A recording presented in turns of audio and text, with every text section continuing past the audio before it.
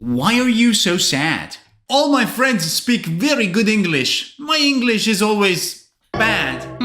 What do you mean? They use nice words. My word choice is very, bad. Let's see. How's the weather today? It's bad. What do you think about Marvel movies? Oh, they were good until Endgame. Now they are, bad. How about Chelsea, the football team? What? I'm a Manchester United fan. Of course Chelsea is bad. Bad?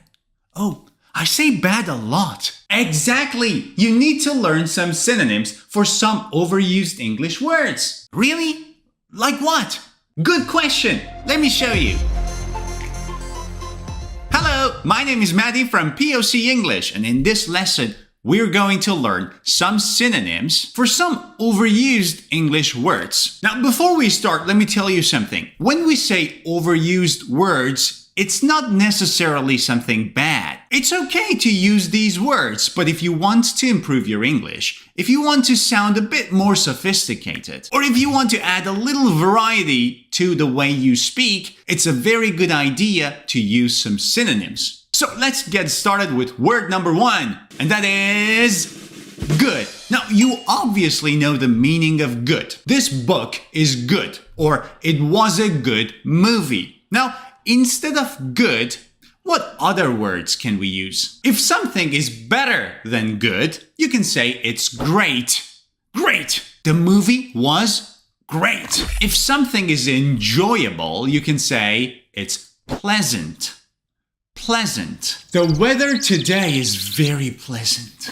Or if something is even better than great, you can say it's superb. Superb. He is a superb dancer. You see, a lot of these synonyms are also very simple, and perhaps you knew the meaning of all of these words. But the thing is, if you want to be able to use them as you are speaking, you have to turn these words from passive to active in your head. Turning passive vocabulary into active will enable you to use your knowledge, to use the number of words you know when you are speaking or when you are writing. That is, when you are producing something in English. But do you know how to turn passive vocabulary into active vocabulary?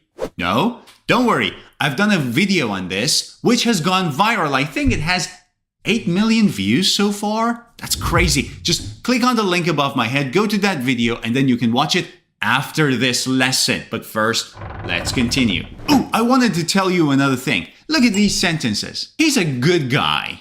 Instead of good, I can say great. He's a great guy. I can say pleasant. He's a pleasant guy. And I can say superb. He's a superb guy. But now, out of these 4 sentences, which one do you think is the most common?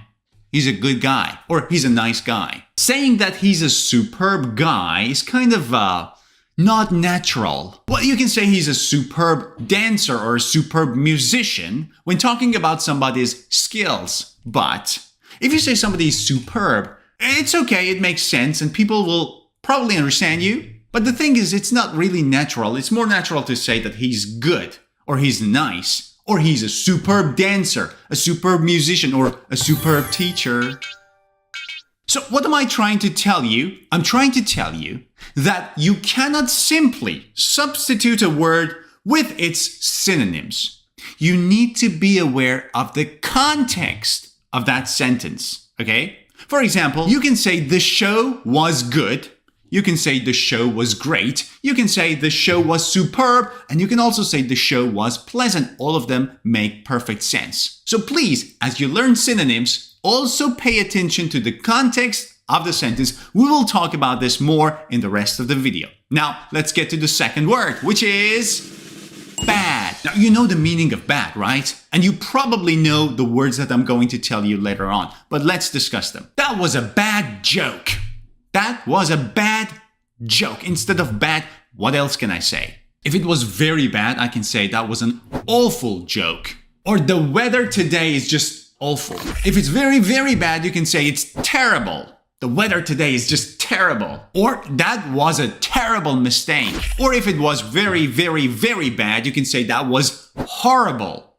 Horrible. It was a horrible experience. Bad, awful, terrible, horrible. You see, you are diversifying your knowledge of vocabulary, and that is very good. Now try to practice so that you can use them as you are writing and speaking. Let's move on to the next word. Very. Well, very is very overused. You see, I said it's very overused. But instead of very, what can I say? Well, very is an adverb. It is used to add emphasis to another adverb or an adjective. For example, smart, very smart. He is very smart. Instead of very, what else can you say? If it's very, very, you can say extremely. For example, she's extremely talented. She is extremely talented. You can also say incredibly. He is incredibly talented. Or he is incredibly dedicated. Or you can say remarkably. The view was remarkably beautiful. So very, extremely, incredibly, remarkably. But again, pay attention to the context of what you are trying to say. Don't simply substitute these words for one another. Number 4 is interesting. This video is very interesting, right? Instead of interesting, what else can you say?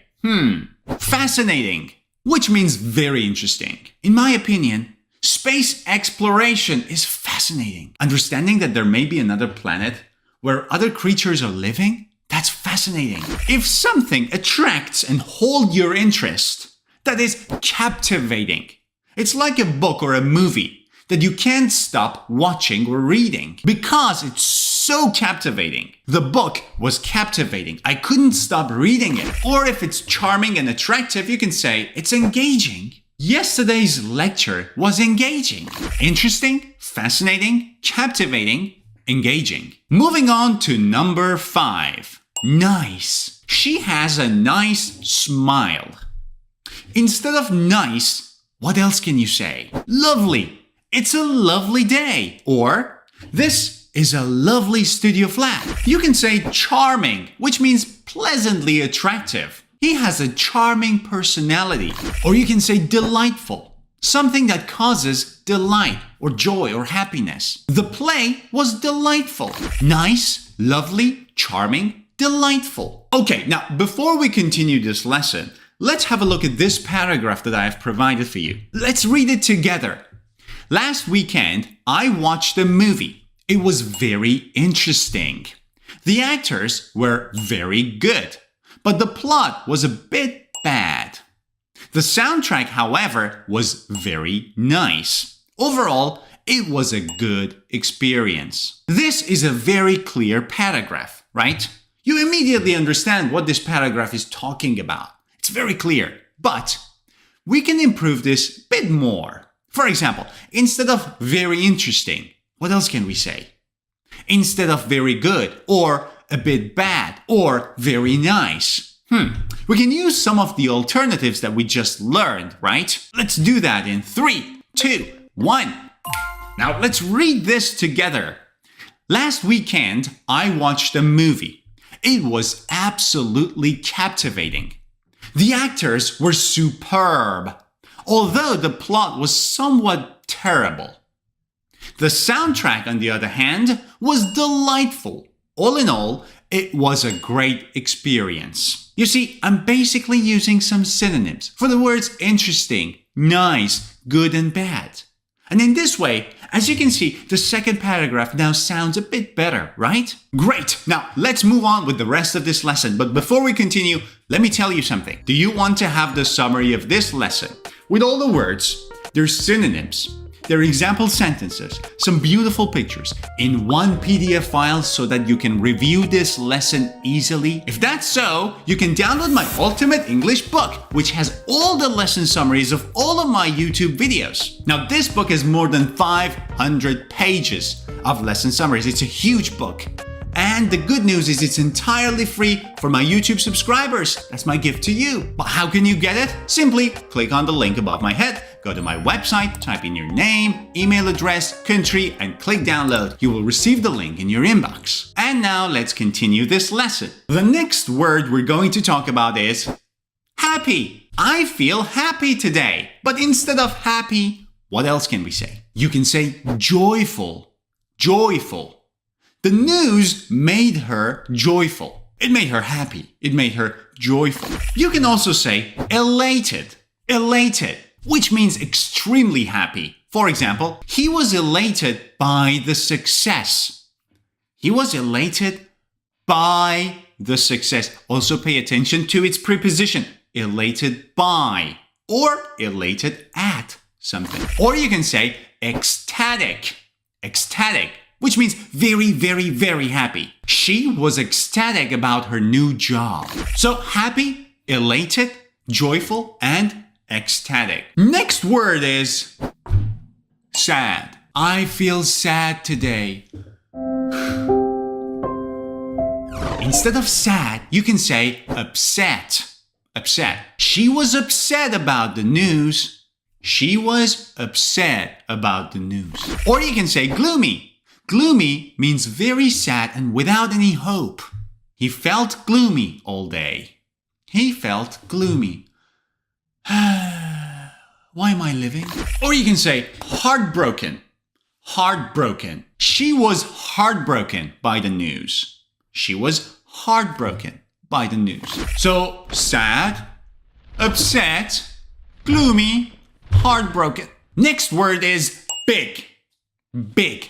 It's a big house. Well, it's not, but let's say it is. Now, instead of big, you can say huge, which means very big. They live in a huge mansion. They live in a huge mansion. You can say massive. Whoa, that's a massive building. Or gigantic. Gigantic. They saw a gigantic ship at the harbor. Big, Huge, massive, gigantic. Now, the opposite of big is small. For example, I live in a small studio flat. But instead of small, what else can you say? You can say tiny, which is very small. She had a tiny ring. If you were talking about a person, specifically a woman, who is thin and small, you can say she is petite. Petite. Now pay attention, this is only used to describe a woman's body, and it means thin and attractive. She has a petite figure. You can also use the word compact. For example, he drives a compact car, perfect for the city. So small, tiny, petite, and compact. Now pay attention. Again, context matters. You can say this is a small studio flat. You may even be able to say that it's a tiny studio flat. Well, it's not tiny, but if it is very small, you can say it's tiny. But can you say that this flat is petite? No, because as I said, petite is used for women. Now, for a car, you can say small, right? A small car. You can say compact, a compact car. But can you say a tiny car? Well, if you have a tiny toy, yeah, you may be able to say it's a tiny car. But a real car can never be tiny. But it can be compact. It can be small. Can it be petite? No, because petite is used for human body. So again, don't simply use a word instead of another word, even though they are synonyms. Always pay attention to the context. And the last word we're going to talk about today is like.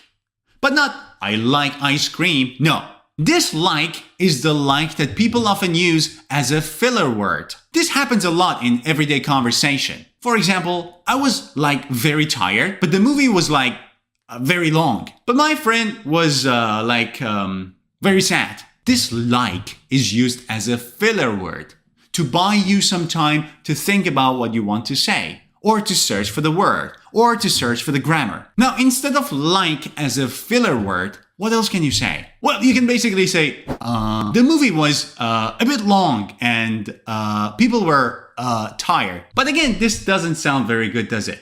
Do you know the best alternative? Just say nothing. The movie was long and my friend was not very happy. Don't say anything, just remain silent. But you know what I often do? I say, For example, the movie was, very long, and my friend was, a bit sad. There are many different filler words that people often use when they're having a conversation, but I think the best one is just to remain silent. My friend was sad. And now, before we end this lesson, let's see a dialogue. What a gloomy day. Yeah, the weather is just awful today. I hate this tiny room. It makes me upset. I wish I could buy a huge mansion. And that's it, guys. I hope you've enjoyed this lesson. Don't forget to give this video a thumbs up. And if you're new to my channel, click subscribe. See ya.